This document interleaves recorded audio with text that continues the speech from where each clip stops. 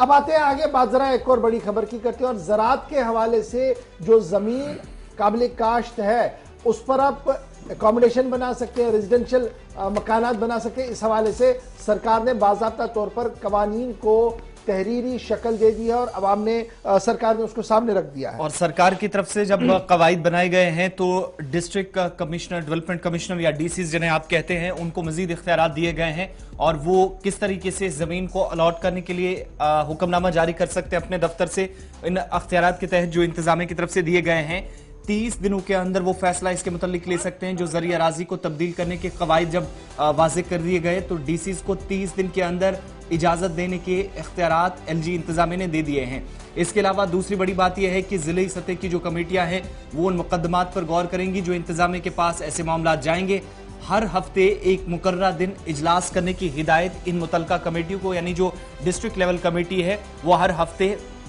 वक्त खुद तय करेगी और खुद इस पर मीटिंग करके सूरत हाल का जायजा लेगी। खासतौर से जो केसेस इंतजामिया के नोटिस में ऐसे आएंगे, अगर कोई शख्स ये केस लेकर जिला तरक्याती कमिश्नर के दफ्तर में पहुंचता है कि वो अपने एग्रीकल्चर लैंड को किसी और मकसद के लिए इस्तेमाल में लाना चाहता है तो वो अपने मामलात इंतजामिया के सामने रखेगा। और डिस्ट्रिक्ट लेवल की कमेटियां जिनका ऑलरेडी इंतजामिया की तरफ से हुक्मनामा जारी किया गया था, पिछले ऑर्डर में भी जिक्र हुआ था, कवायद वाजे करने के बाद ये कमेटियां, इनकी जो सबसे बड़ी जिम्मेदारी होगी वो हर हफ्ते मीटिंग करेंगी। अब जब इंतजामिया की तरफ से फैसला लिया गया है, इसमें इंतजामिया ने सबसे बड़ी बात यह कही है कि खास तौर से जिन लोगों की तरफ से दरख्वास्तें दफ्तर में पहुंचाई जाएंगी, जो इन मामलात को लेकर इंतजामिया के सामने जाएंगे कि वो जो जरी अराजी है उसको तब्दील करके किसी और मकसद के लिए इस्तेमाल करना चाहते हैं, उसके लिए कौन उन्हें रिकमेंडेशंस के बाद इजाजत देगा। इसके लिए डिप्टी कमिश्नर को अब, यानी पिछले दिनों जो लेफ्टिनेंट गवर्नर मनोज सिन्हा की तरफ से एक तकरीब में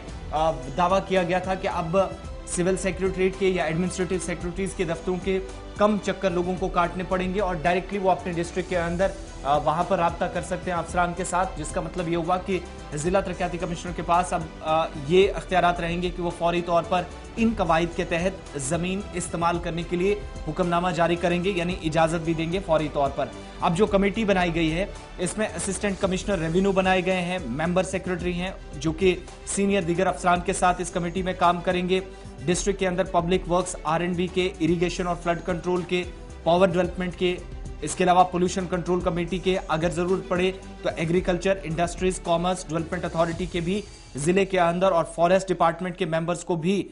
इसमें लगाया जा सकता है। और इनमें चेयरमैन और को चेयरमैन बनाने के बाद जो जिम्मेदारी दी गई है नए मेंबर्स की, अगर जरूरत पड़े तो इन डिपार्टमेंट से खिदमात हासिल की जा सकती हैं, ये इंतजामिया की तरफ से क्लियर कर दिया गया है। और चौथी जो बड़ी बात कही गई है कि कवायद बनने के बाद जो इजाजत जिला तरक्याती कमिश्नर देंगे, फौरी तौर पर इसे अगर कोई दरख्वास्त गुजार जाता है, कोई एप्लीकेंट जाता है तो उसकी अर्जी पर जल्द से गौर होना चाहिए। कमेटी के साथ मुशावरत करने के बाद इस पर फौरी तौर फैसला लिया जाना चाहिए। और 400 स्क्वायर मीटर का जो इंतजामिया की तरफ से कहा गया कि इतनी जमीन रेजिडेंशियल पर्पस के लिए वो इस्तेमाल में ला सकती है, तो उसके मुतालिक जब दरख्वास्त गुजार जाता है तो 30 दिनों के अंदर ही डिप्टी कमिश्नर को फैसला फौरी तौर पर इसमें लेना होगा। ताखीर की यहां कोई गुंजाइश नहीं है, लेकिन इंतजामिया ने बाकी जो कमेटी के अरकान होंगे डिस्ट्रिक्ट लेवल पर, उनसे मुशावरत करने के बाद डीसी हतमी फैसला करने जाएंगे। यानी कहीं ना कहीं जो